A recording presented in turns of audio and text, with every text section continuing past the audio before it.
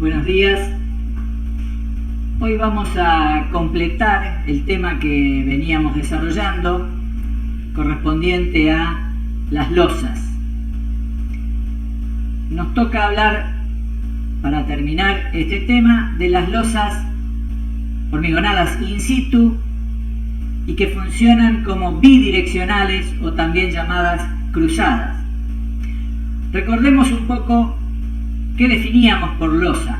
Hablábamos de elemento estructural que podía soportar cargas lineales de algunos tabiques y superficiales de sus contrapisos, pisos y sobrecargas de uso, siempre perpendiculares a su plano medio, que podían resistir las cargas en función del espesor que disponían, es decir, en función de la masa que definía su sección transversal, y trabajaban a flexión, torsión y corte para poder soportar, pero además transferir las cargas a sus apoyos, normalmente las vigas. Habíamos visto las losas prefabricadas y habíamos visto las losas llenas unidireccionales, tanto simplemente apoyadas como continuas y en voladizo, y también vimos las losas nervuradas unidireccionales simplemente apoyadas. Nos queda, para terminar este mapa conceptual, por ver aquellas losas llenas cruzadas que podrán ser simplemente apoyadas o tener condiciones diferentes de apoyo, y finalmente las losas nervuradas cruzadas que generalmente funcionan exclusivamente como simplemente apoyadas. Recordemos que una losa apoyada en todo su perímetro entonces podía funcionar en dos direcciones. Normalmente habíamos dicho que cuando la relación de lados era mayor que 2, es decir, uno de los lados era mayor al doble del otro, el funcionamiento bidireccional perdía eficiencia y empezaba a trabajar en una dirección, en la dirección de la luz menor. Cuando la relación de lados es menor a 2, siempre habrá un funcionamiento en dos direcciones, pudiendo aprovechar entonces todo su perímetro de apoyo. La losa puede cubrir luces cuando es maciza hasta el orden de los 7 metros y va a tener armaduras en ambas direcciones, entonces, armaduras que surgen de cálculo, barras rectas y barras dobladas según la dirección del eje Y, y barras rectas y barras dobladas según la dirección del eje X.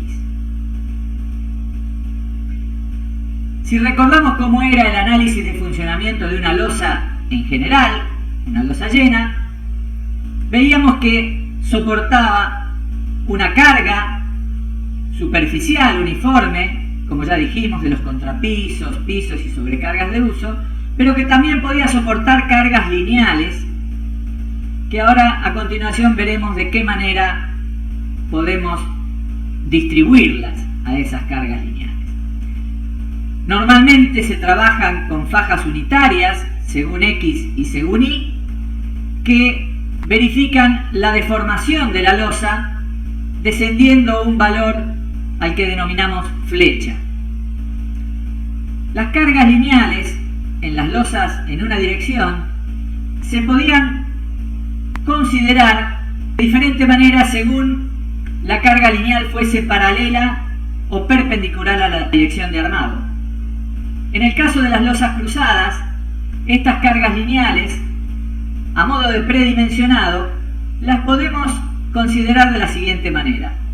Si obtenemos el peso total del tabique de mampostería multiplicando su espesor por su longitud y por su altura, y en función del peso específico de la mampostería de diseño, ese peso total nos dará en kilogramos.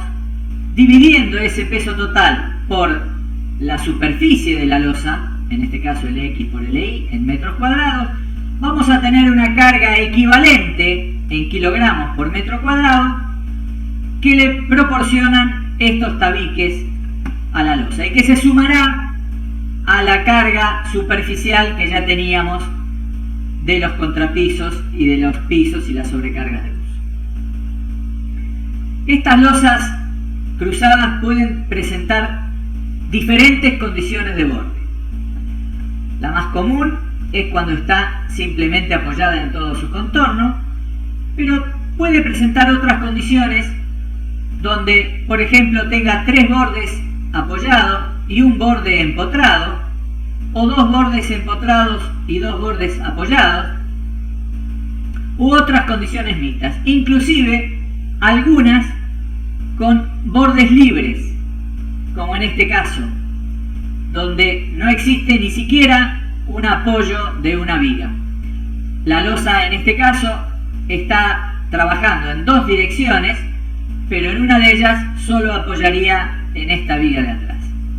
Bueno, algunas de estas condiciones se presentan cuando tenemos un sistema de losas continuas.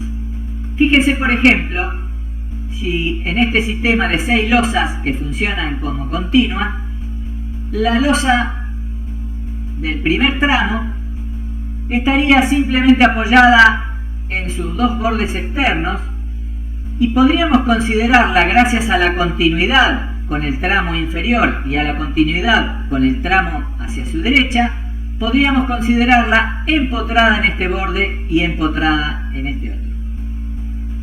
La segunda losa tendría un apoyo simple externo en la parte superior y luego tendría condiciones de empotramiento por la continuidad con otras losas en estos 3 bordes que la circunscriben. Del mismo modo tendríamos las otras losas apoyadas en los bordes externos y, al tener continuidad, consideradas como empotradas en el borde continuo. Para poder determinar los espesores en las losas, tenemos una tabla que nos permite, para cargas, digamos, normales de edificios de vivienda, estimar el espesor en función de la relación entre la luz de cálculo y un coeficiente que llamaremos M, que variará según las condiciones de apoyo de la losa. Aquí tenemos que la altura, que será la altura útil hasta la armadura, es igual a la luz menor sobre M. En el caso de la losa unidireccional, se entiende que es la luz menor porque es la luz de trabajo. Entonces, si el borde es empotrado y hablamos de una losa en voladizo, el espesor aproximado de ese voladizo será la luz sobre 12. Si la losa es simplemente apoyada, siempre unidireccional, la luz sobre 30, y si tiene continuidad hacia uno de los bordes o hacia los 2 bordes, podrá ser sobre 35 o sobre 40, es decir, podemos considerar alturas un poco menores.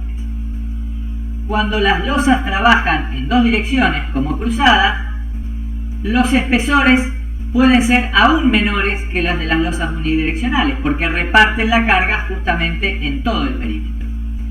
En el caso de la losa cruzada, simplemente apoyada en todo su perímetro, tomaremos como altura la luz menor sobre 50. ¿Y por qué la luz menor?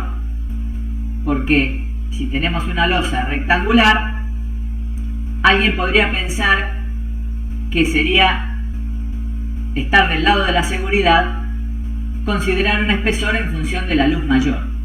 Lo que ocurre es que ya hemos demostrado que la luz menor termina siendo la que toma la mayor parte de la carga y la que justamente está con mayores esfuerzos de flexión. Por lo tanto, esa luz menor es la que tenemos que considerar para el predimensionado. La luz menor sobre 50 si es simplemente apoyada, decíamos, sobre 55 si las condiciones son mixtas con algún apoyo simple en uno de sus bordes, y 60 sería el coeficiente cuando la losa está empotrada en sus 4 bordes. Cuando las luces a cubrir superan el orden de los 7-8 metros, el espesor de la losa hormigonada in situ y maciza, termina siendo una carga fundamental en el cálculo de las solicitaciones, esfuerzos en esa losa. Por lo tanto, lo que buscamos es tratar de alivianar la losa sin que por ello pierda resistencia o rigidez flexional. Y así están las losas nervuradas, que pueden ser alivianadas con bloques cerámicos o con bloques de poliestireno expandido, como tenemos aquí. Estas losas nervuradas funcionan como cruzadas, con nervios en una y en otra dirección, apoyadas sobre vigas en su perímetro. Son aptas para trabajar con flexiones positivas, es decir, traccionadas en su parte inferior, porque es allí donde concentrarán la armadura en los nervios, y se macizan en parte para absorber mejor los esfuerzos de corte en las cercanías de los apoyos.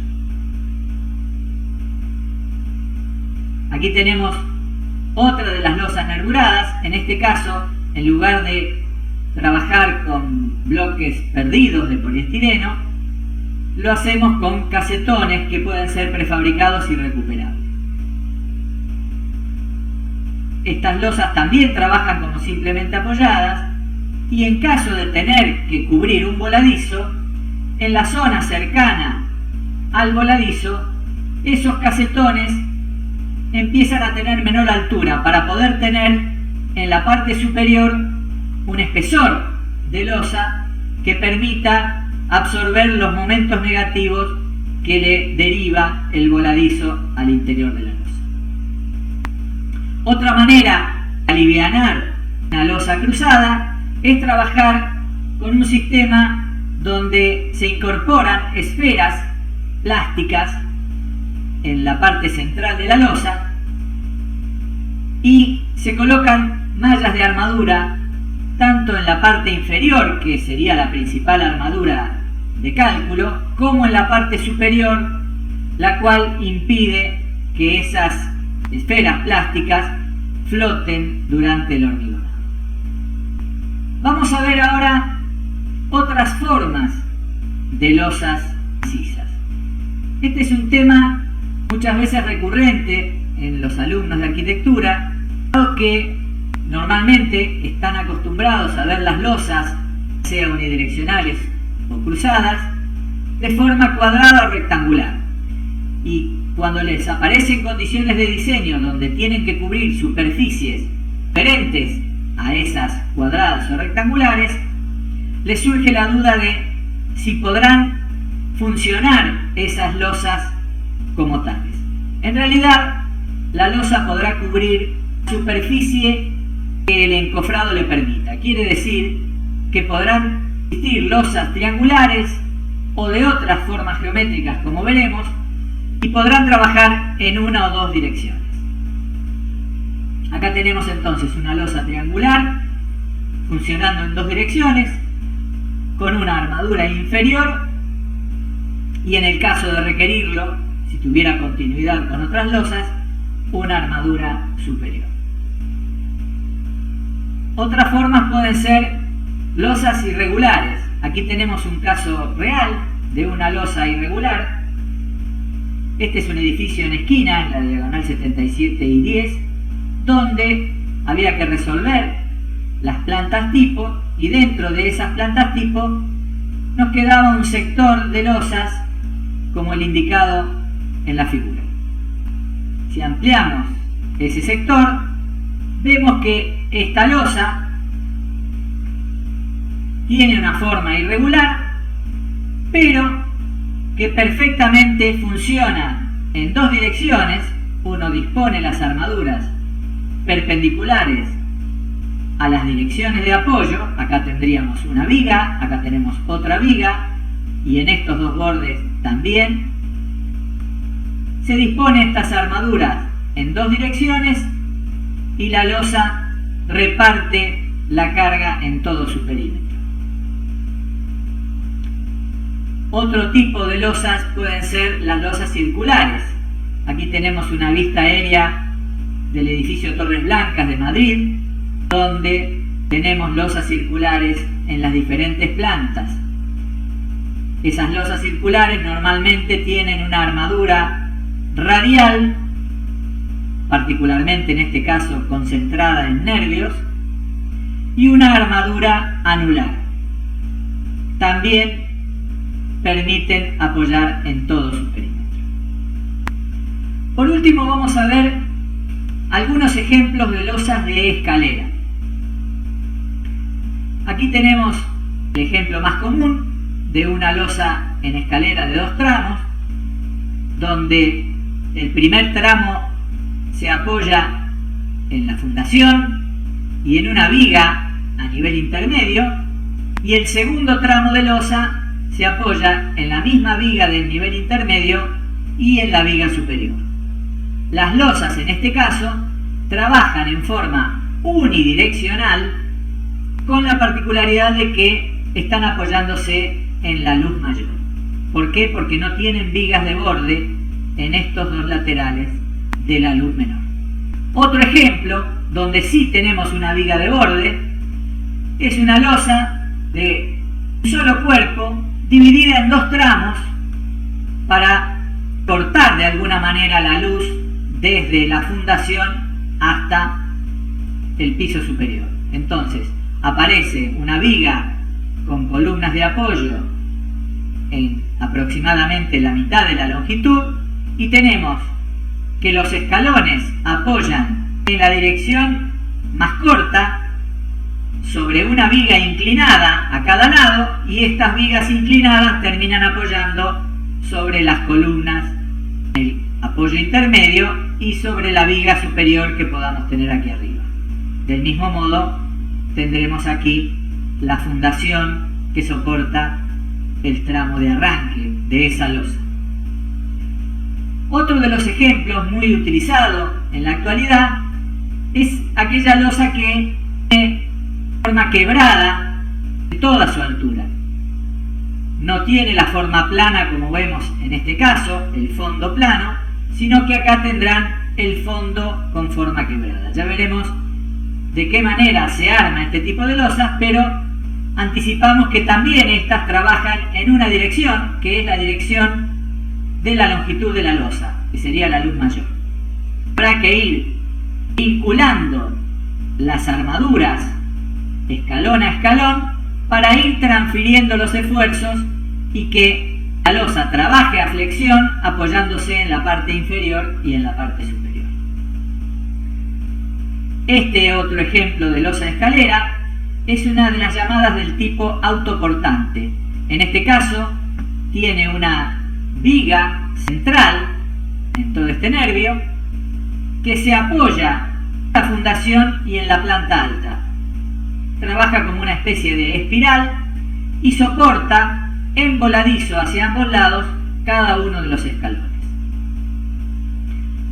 Un ejemplo parecido a este es el último que vemos aquí, que también es una losa de tipo autoportante. En este caso no tiene un nervio central, sino que tiene un fondo plano, y es toda la losa la que trabaja en forma de espiral, apoyándose en esta parte inferior de la fundación y en la viga que está en la estructura sobre la planta baja. Por último, otro tipo de losa también es aquella que tiene una viga de borde pegada a un muro de mampostería o dentro de un muro de mampostería, y de esa viga de borde salen los escalones en voladizo, independientes uno de otro. Esta viga de borde tiene la particularidad de que está trabajando a torsión, por lo tanto debe tener suficiente rigidez torsional como para soportar el momento que es flector en el escalón, pero que es torsor en la viga.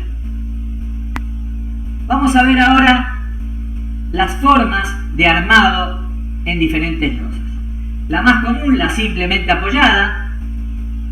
En el caso de una losa cruzada, como podría ser esta, tenemos una armadura según una dirección, en este caso dirección X, que va en la parte inferior, lo conveniente es que la armadura que esté más abajo sea la de mayor sección para poder tener mayor brazo de palanca resistente.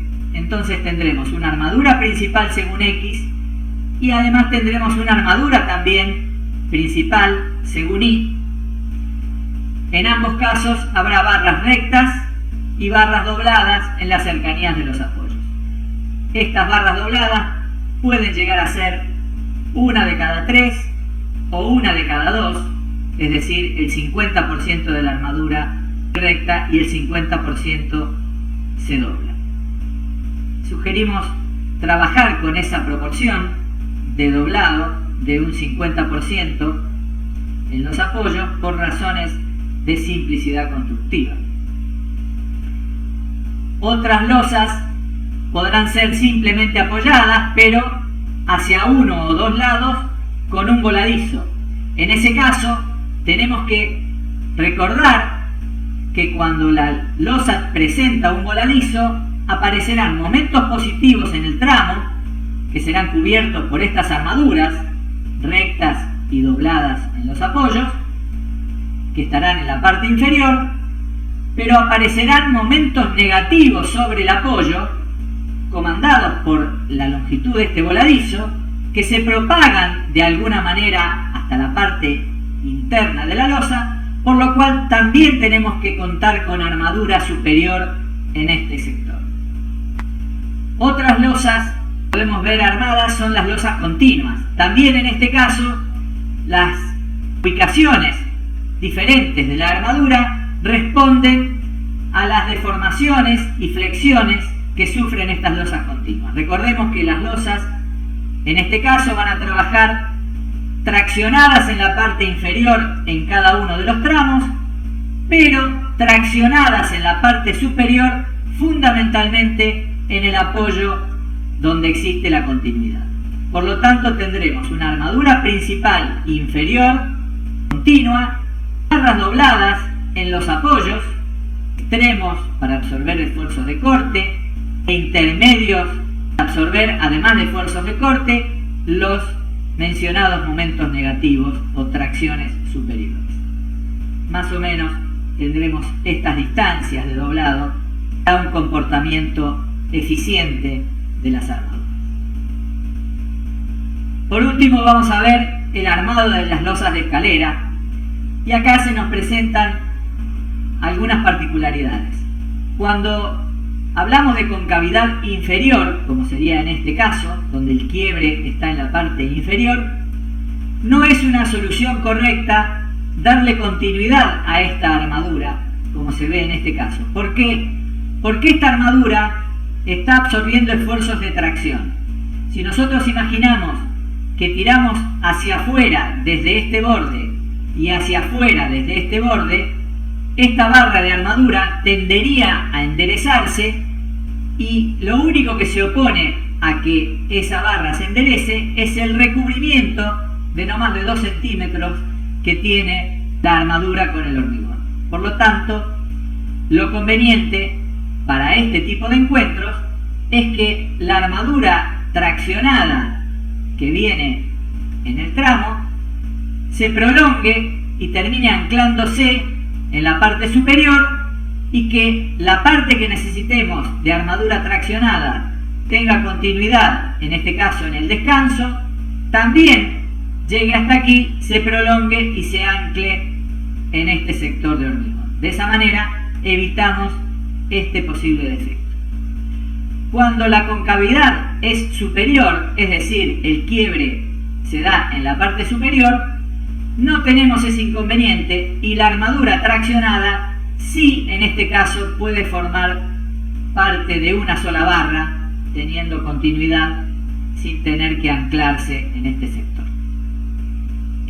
Finalmente, habíamos dicho, esas escaleras con fondo quebrado necesitan vincular la armadura principal, que en este caso serán estos estribos.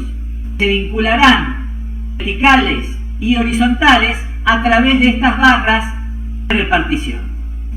Estos son los estribos que surgirán del cálculo estructural en función de las tracciones que tengamos que cubrir en toda esta parte inferior. Bueno, con esta figura terminamos la clase de hoy. En la próxima clase vamos a empezar a hablar de vigas. Muchísimas gracias.